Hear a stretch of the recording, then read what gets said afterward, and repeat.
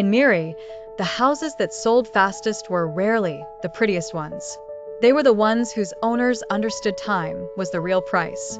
Nadia stood in the empty living room with a stack of unpaid bills and a phone that had stopped ringing. Her father's house in Miri, Sarawak, was quiet except for the ceiling fan and the sound of rain on the roof. She had inherited the property after a sudden family loss, and now the pressure had become immediate.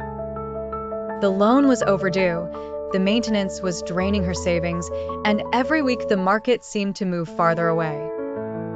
Her brother Karim wanted to wait for a better offer. He believed every house had a perfect buyer, and that patience would bring one. Nadia had less faith. She spent evenings calling agents, reading listings, and watching the same advice repeat itself.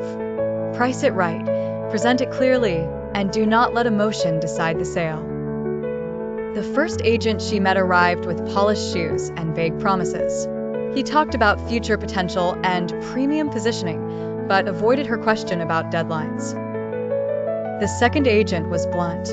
He walked through the house, pointed at the leaking bathroom pipe, the faded paint, and the overgrown yard, then said the truth. If she wanted an urgent sale, she needed honesty in the price and clarity in the story.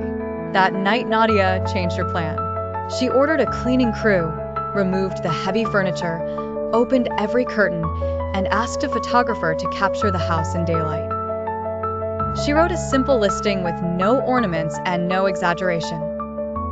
It said the home was ready for a quick transaction, suitable for a buyer who valued location, space, and speed. She did not hide the flaws. She explained them. The response was mixed.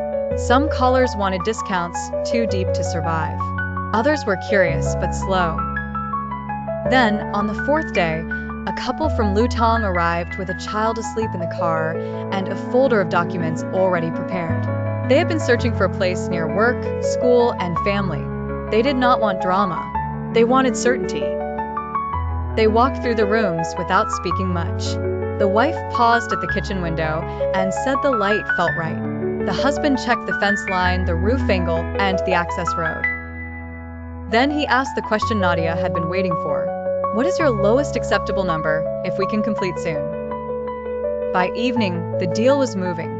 Karim was surprised, not because the house sold, but because it sold without waiting for a miracle. Nadia understood then that an urgent sale was not desperation disguised as hope. It was a strategy.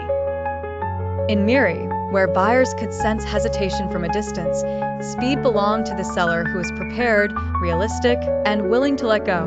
When the keys were finally handed over, the rain had stopped. The house was no longer hers, but the pressure had lifted.